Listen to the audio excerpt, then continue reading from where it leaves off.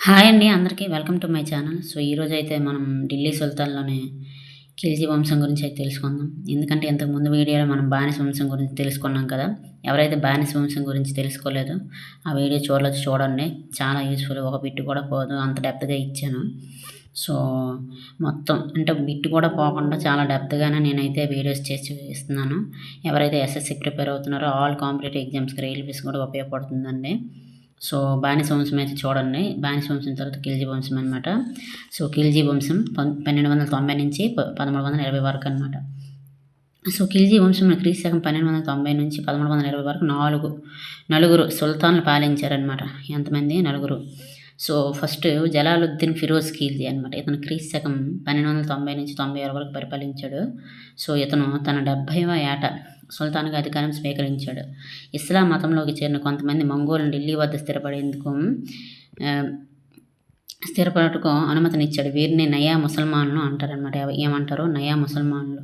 So తగ్గులు అనే బందిపోటు దొంగలను ఢిల్లీ నుంచి బెంగాల్కు తరిమేశాడు. తగ్గులు అనే బందిపోటు దొంగలను ఢిల్లీ నుంచి తరిమేసిన ఢిల్లీ సుల్తాన్ ఎవరు అంటే మాత్రం జలాలుద్దీన్ ఫిరోజ్ ఖిల్జీ. ఓకేనా, గుర్తుపెట్టుకోండి. ఇతని అల్లుడు ఎవరు? Alauddin Khilji. Very very important. Jalaluddin Khilji యొక్క అల్లుడు అల్లావుద్దీన్ ఖిల్జీ అనమాట. సో ఇతని కాలంలో అల్లావుద్దీన్ ఖిల్జీ కారా మాణిక్పూర్లకు గవర్నర్గా నియమించబడ్డాడనమాట. సో క్రీస్తు శకం 1296లో కారా వద్ద జలాలుద్దీన్ ఫిరోజ్ ఖిల్జీని వధించింది ఎవరు అని అడిగారు అనుకోండి, అల్లావుద్దీన్ ఖిల్జీ. ఓకేనా. సో ఇది జలాలుద్దీన్ ఫిరోజ్ ఖిల్జీ గురించి అనమాట. ఇవి సో తగ్గులు అనే బందిపోటు దొంగలను ఢిల్లీ నుంచి బెంగాల్కి తరిమేసిన ఢిల్లీ సుల్తాన్ ఎవరంటే జలాలుద్దీన్ ఖిల్జీ. సో ఇది ఇతని గురించి అనమాట. ఇతని అల్లుడు అల్లావుద్దీన్ ఖిల్జీ. ఇతను చంపింది ఎవరు? అల్లావుద్దీన్ ఖిల్జీయే. ఓకేనా. నెక్స్ట్ అల్లావుద్దీన్ ఖిల్జీ 1296 నుంచి 1316 వరకు. ఓకేనా. ఇతని అసలు పేరు అలీ గుర్సబ్స్. ఓకేనా, అలీ గుర్సబ్స్. ఓకేనా. ఇతని బిరుదు సికిందర్ ఈ షామి, రెండవ అలెగ్జాండర్ అని కూడా అంటారు. రెండవ అలెగ్జాండర్ అని ఎవరిని అంటారు? ఏ ఢిల్లీ సుల్తాన్ అంటారంటే మాత్రం Alauddin Khilji. Very very important. Khilji వంశంలోనే గొప్పవాడు, ఢిల్లీ సుల్తాన్లోనే గొప్పవాడు అల్లావుద్దీన్ ఖిల్జీ అండి. సో గుర్తుపెట్టుకోండి, ఇతను బిరుదు సికిందర్ ఈ షామి. ఇతను ఖిల్జీ వంశంలోనే కాదు ఢిల్లీ సుల్తాన్లోకెల్లా గొప్పవాడు అనమాట. సో ఖిల్జీ వంశంలోనే కాదు ఢిల్లీ సుల్తాన్ అందరిలోకెల్లా గొప్పవాడు ఎవరు అని అడిగితే Alauddin Khilji. Very very important, గుర్తుపెట్టుకోండి. ఇతని కాలంలో మంగోలులు భారత్పై 12 సార్లు దాడి చేయగా ఆ దాడిని తిప్పికొట్టింది జఫర్ ఖాన్ అండి. జఫర్ ఖాన్. ఇతని బిరుదు రుస్తుం. ఓకేనా, ఇతని బిరుదు రుస్తుం అండి. ఇతని నిర్మాణములు సో సిరిపట్టణం అండి ఢిల్లీలో నిర్మించాడు. దీనిలో అతి ముఖ్యమైన కట్టడం ఏంటంటే హజార్ స్థూన్ అంటే 1000 స్తంభాలు. తర్వాత జమాత్ ఖానా మసీదు పర్షియన్ శైలిలో కట్టాడండి. పర్షియన్ శైలిలో కట్టిన మొట్టమొదటి మసీద్ అనమాట. Very very important. Jamat Khana మసీద్ అనమాట. ఢిల్లీలో హౌజీ అలాయ్ తటాకం అండి ఇది ఒకటి. తర్వాత వసాజ్ ఖాన్ అనమాట భవనం. ఇది ఒక భవనం అనమాట, ఢిల్లీలో ఉంది. ఇందులో తామర పువ్వు స్వస్తిక్ గుర్తులు ఉన్నాయన్నమాట. తర్వాత అలాయ్ దర్వాజా వెరీ వెరీ ఇంపార్టెంట్ అండి. కుతుబ్ మీనార్ ద్వారం అనమాట. కుతుబ్ మీనార్కి ద్వారం కట్టిన ఢిల్లీ సుల్తాన్, దాని పేరు అలాయ్ దర్వాజు అల్లావుద్దీన్ ఖిల్జీ అండి. దీనిని కోషకి షిరి అంటారనమాట. ఓకేనా. ఇవి ఇతని నిర్మాణాలు అల్లావుద్దీన్ ఖిల్జీ యొక్క నిర్మాణం అనమాట, గుర్తుపెట్టుకోండి. నెక్స్ట్ ఇతని ఆస్థానంలోని కవి ఎవరు? అమీర్ ఖుష్రు. ఇతను అల్లావుద్దీన్ విజయాలను వివరిస్తూ అమీర్ ఖుష్రు రచించిన గ్రంథం ఏంటి? తారీఖ్ ఈ అలై అనమాట. తారీఖ్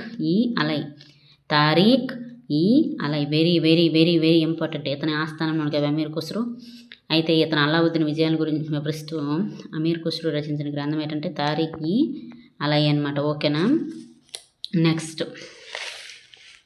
పాలనా సంస్కరణలు అండి. జమీందారులు సంపదను సుల్తాన్ సంపదగా ప్రకటించారనమాట. తర్వాత ఖిల్జీ తన రాజ్యంలో నిషేధించిన మద్యము, జోద గృహాలు, వేశ్య వృత్తి అనమాట. సుల్తాన్ అనుమతి లేకుండా 2 జమీందారీ కుటుంబాల మధ్య వివాహాలను నిషేధించడం అనమాట. సో ఇవన్నమాట ఇతను సుల్తాన్ ఉన్నప్పుడు చేసిన పాలనా సంస్కరణలు. అలాగే సైనిక సంస్కరణ కూడా చేశాడు. తర్వాత మొట్టమొదటి సైనిక సంస్కరణ ప్రవేశపెట్టిన ఢిల్లీ సుల్తాన్ ఎవరు అంటే అల్లావుద్దీన్ ఖిల్జీ, గుర్తుపెట్టుకోండి. తర్వాత గుర్రాలకు ఇతను ముద్రలు వేయించాడనమాట. దీన్నే దాగ్ విధానం అంటారు. దాగ్ విధానాన్ని, గుర్రాలకు ముద్రలు వేయించే విధానాన్ని ప్రవేశపెట్టిన ఢిల్లీ సుల్తాన్ ఎవరు అని అడుగుతాడు. సో అతను ఎవరంటే అల్లావుద్దీన్ ఖిల్జీ. ఆ విధానం పేరు ఏంటంటే దాగ్ విధానం. ఓకేనా. చెహ్రా లేదా హులియా సైనికుల వివరములను తెలియజేసే పట్టికను ప్రవేశపెట్టిన ఢిల్లీ సుల్తాన్ ఎవరు అంటే అల్లావుద్దీన్ ఖిల్జీ అనమాట. Very very very important. ప్రతీది హైలైట్ చేసిన ప్రతీది ఇంపార్టెంటే. మీరు ఒక నోట్బుక్ తీసుకొని రాసుకోండి. రాస్తే ఇంకా ఎక్కువ గుర్తుంటుంది. హిస్టరీ అంటే చాలామందికి భయం కాబట్టి. సో ఎవరైతే ఇష్టపడితే చదువుతారో వాళ్ళకైతే ఏం భయం ఉండదు. బట్ కొంతమందికి ఏంటంటే భయంగా ఉంటుంది, గుర్తుండదు అని అనుకుంటారు కదా. సో వాళ్ళ నుంచి ఒకసారి చదివి రాస్తే గుర్తుంటుంది. సో ఇలా హైలైట్ చేసుకుంటూ పాయింట్లు రాసుకుంటే ఒకసారి చదివి ఒకసారి రాస్తే గుర్తుంటుంది. ఓకేనా. తర్వాత రెవెన్యూ సంస్కరణలో ఇతని కాలంలో భూమి శిస్తు హిందువులకు 1/2 వంతు, ముస్లింలకు 1/4 వంతు అనమాట. సో భూ సర్వే ప్రకారం బిశ్వ 1/మిఘా అనమాట. పన్నుల వసూలుకు ఇతను స్థాపించిన శాఖ ఏంటంటే దివానీ ముస్తక్ రాజ్ అనమాట. ఓకేనా. ఇతని కాలంలో పన్నులు ఏంటంటే పశుపోషణపై వేసిన పన్ను చెరాయి, వెరీ ఇంపార్టెంట్. నివాసాలపై వేసిన పన్ను గరి. ఓకేనా. చెరాయి, గరి ఈ 2 పన్నులు పశుపోషణపై నివాసాలపై వేసాడనమాట. తర్వాత మార్కెట్ సంస్కరణలు అనమాట. మార్కెట్ను షహనాయి ఈ మండి అంటారనమాట. ఢిల్లీలో షరాయ్ అదిల్ అనే మార్కెట్ని స్థాపించాడు. అల్లావుద్దీన్ ఖిల్జీ దండయాత్ర గురించి అయితే తెలుసుకుందాం, వెరీ ఇంపార్టెంట్. గుజరాత్ మీద చేశాడండి దండయాత్ర ఫస్ట్ 1299. ఈ గుజరాత్ పాలకుడు ఎవరంటే 2వ కర్ణదేవుడు మరియు అతని భార్య కమలాదేవి అండి. సో ఇక్కడ నాయకత్వం ఎవరు వహించారంటే నస్రత్ ఖాన్, ఉలుగ్ ఖాన్ అనమాట. ఓకేనా అండి. సో దీంట్లో 2వ కర్ణుడు ఓడిపోయాడు. ఈ కమలాదేవిని పెళ్లి చేసుకున్నాడు అల్లావుద్దీన్ ఖిల్జీ. తర్వాత రణతంబోర్పై దండయాత్ర చేశాడు 1301. పాలకుడు ఎవరంటే హమ్మిరదేవుడు అనమాట.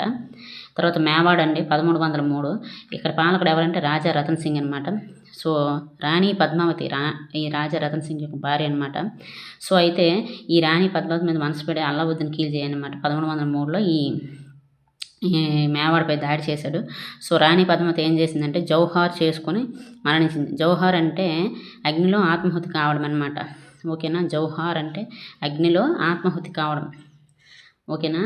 మధ్య భారతదేశం మాల్వా 1300 మధ్య భారతదేశం చేశాడు. మాల్వా 1305. సో ఇక్కడ పాలకుడు ఏంటంటే మహ్లక్ దేవుడు.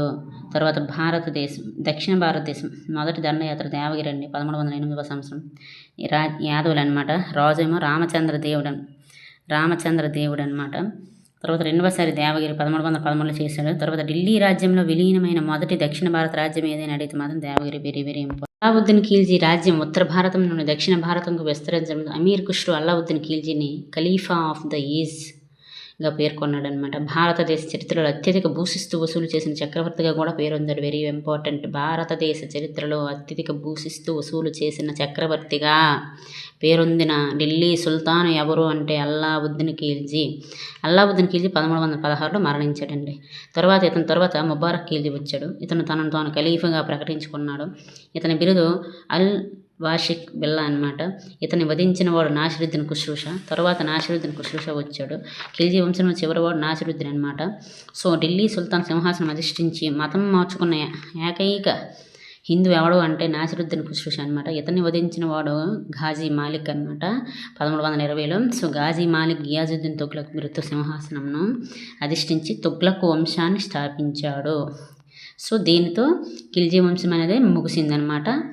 సో ఈరోజు ఈ ఖిల్జీ వంశం గురించి చెప్పుకున్నాం కదా. నెక్స్ట్ తుగ్లక్ వంశం గురించి అయితే తెలుసుకుందాము.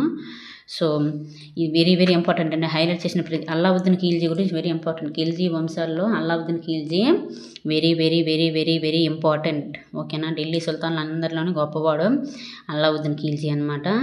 సో ఏంటంటే ఈ ఖిల్జీ వంశం గురించి చదివినప్పుడు అల్లావుద్దీన్ ఖిల్జీ గురించి బాగా చదవండి. అతను దండయాత్రలు అడుగుతాడు, అలాగే అతను ప్రవేశపెట్టిన పన్నులు అడుగుతాడు, పాలనా సంస్కరణలు అడుగుతాడు, సైనిక సంస్కరణలు అడుగుతాడు. ఓకేనా. తర్వాత అతని ఆస్థానికమే అతను కట్టిన కట్టడాలు. సో ఏ వంశంలో అయినా కట్టడాలు వెరీ ఇంపార్టెంట్.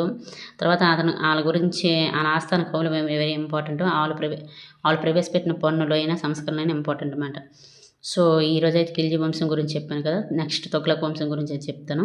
ఓకేనండి. ప్రతిదీ అయితే నోట్స్ తీసి రాసుకోండి, చదవండి.